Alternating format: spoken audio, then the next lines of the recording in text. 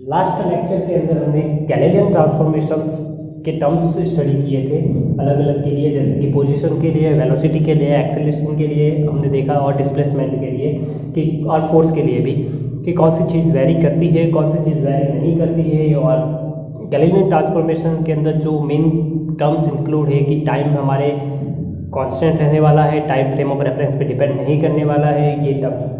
तो आज हम उसी का नेक्स्ट पोर्शन देखेंगे कि गैलीलियन ट्रांसफॉर्मेशन के अंदर जो है हमारे कंजर्वेशन ऑफ लॉ जो है वो किस तरह से रहते हैं। जैसे कि इसके अंदर नेक्स्ट हमारे जो टर्म्स है वो है आपके लॉ ऑफ कंजर्वेशन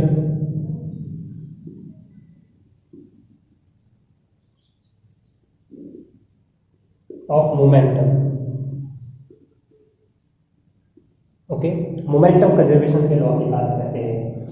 तो गैलीलियन ट्रांसफॉर्मेशन में हमने मोमेंटम, हमें पता है कि मोमेंटम क्या होता है, एम वी। अब गैलीलियन ट्रांसफॉर्मेशन में मास तो हमारे कोई वैरी नहीं करता है, लेकिन वेलोसिटी वैरी करती है। इट मीन्स हमारे मोमेंटम चेंज जरूर हो सकता है। एक फ्रेम के अंदर पार्टिकल का मोमेंटम कुछ और होगा, या कोई इवेंट हो रहा है, कोई कोलिजन हो रहे हैं, तो उनका मोमेंटम अलग होगा। और दूसरी फ्रेम जो है एस प्राइम फ्रेम, उसके अंदर मोमेंटम अलग होगा, यानी कि मोमेंटम चेंज होते हैं। लेकिन मोमेंटम कंजर्वेशन का जो लॉ है वो उसमें भी वैलिड है, इसमें भी वैलिड है। गैलीलियन ट्रांसफॉर्मेशन के अंदर जो है हमारे ये जरूर कंजर्व रहेगा। जैसे कि अगर हम देखते हैं एस प्राइम फ्रेम में, तो पहले हम एस फ्रेम के अंदर की बात करें तो एस फ्रेम के अंदर जो हमें बिफोर कोलिजन और आफ्टर कोलिजन जो मोमेंटम कंजर्व रहता है उसकी इक्वेशन से अगर हम लिखें तो मिलता है m1u1 प्लस m2u2। ये बिफोर कोलिजन टोटल मोमेंटम है, और आफ्टर कोलिजन हमारे टोटल मोमेंटम होगा m1v1 प्लस m2v2। ओके, और s प्राइम ये है इन s फ्रेम,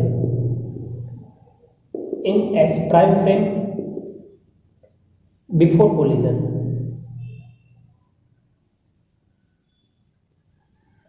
बिफोर कोलिजन हमारे क्या रहेगा, momentum m1u1 prime plus m2u2 prime.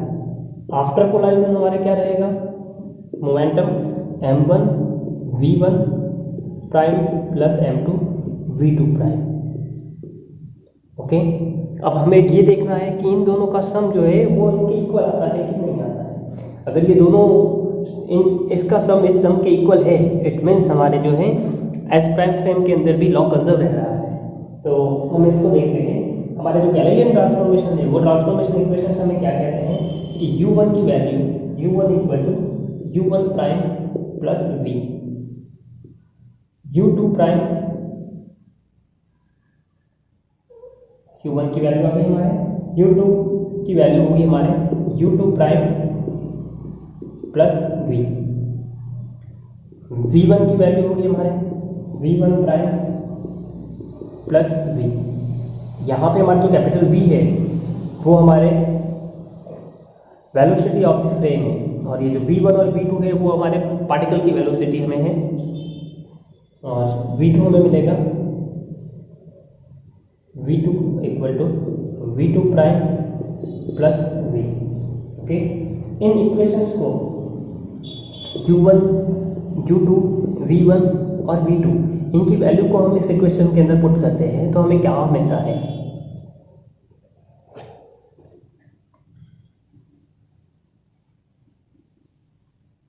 m1u1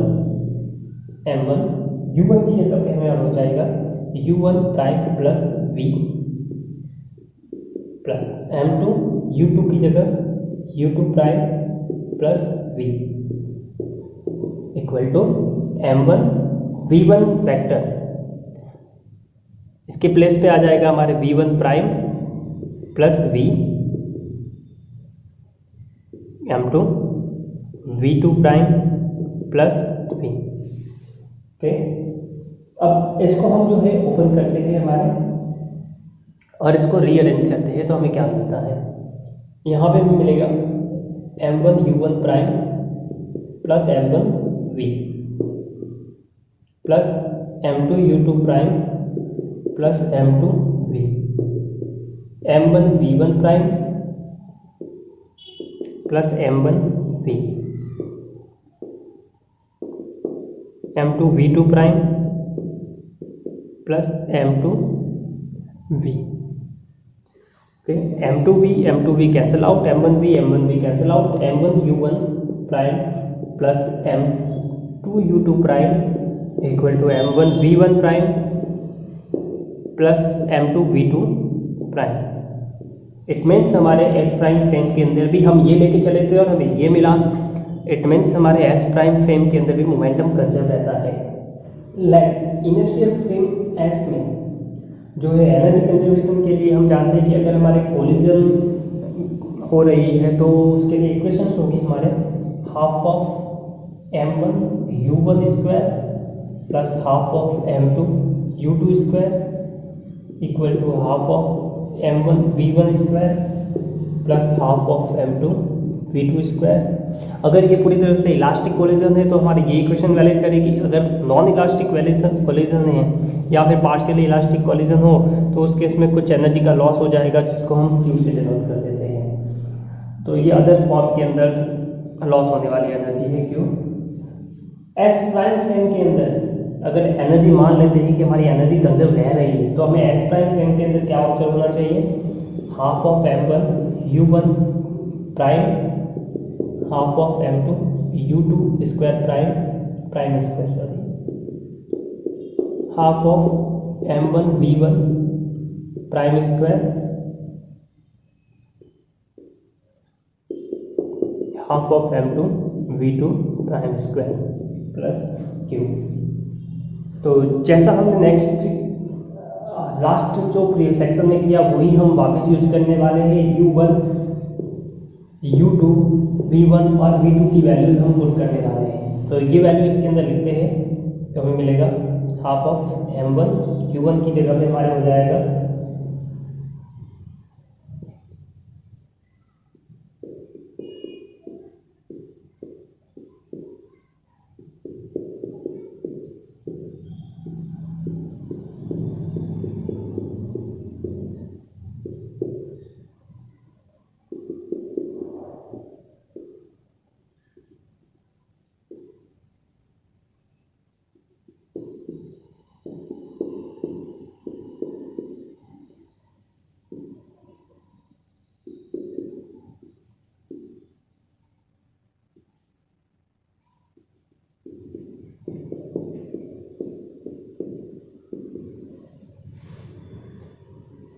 अब इसमें हम जानते हैं कि किसी वेक्टर के लिए सिंस ये हम जानते हैं a vector plus b vector square equal to हमारा होता है a plus b dot a plus b और ये हमें मिलता है a square plus b square plus 2a dot b। Okay, तो इस इक्वेशन का यूज इसके अंदर हम करते हैं। तो इक्वेशन का यूज करने पर हमें क्या मिलता है, 1/2 m1 bracket u1 prime square plus v square plus 2u1 dot v plus इसके लिए half of m2 u2 prime square plus v square plus 2u2 prime dot v equal to इस वाले टर्म में हमें मिलेगा 1/2 m1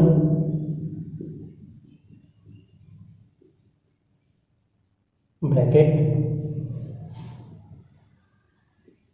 v1 square plus v square plus 2 v1 prime dot v plus half of m2 v2 prime square plus v square plus 2 v2 prime dot v। Okay, इसमें हम देखते हैं कि half of m1 2u1 dot v। Okay, चलो हम इसको अब open करते हैं। और साथ में प्लस क्यू भी है हमारे। तो यहाँ पे हमें जो है half of m1 u1 square and half of m2 u2 square, half of m1 u1 square plus half of m2 u2 square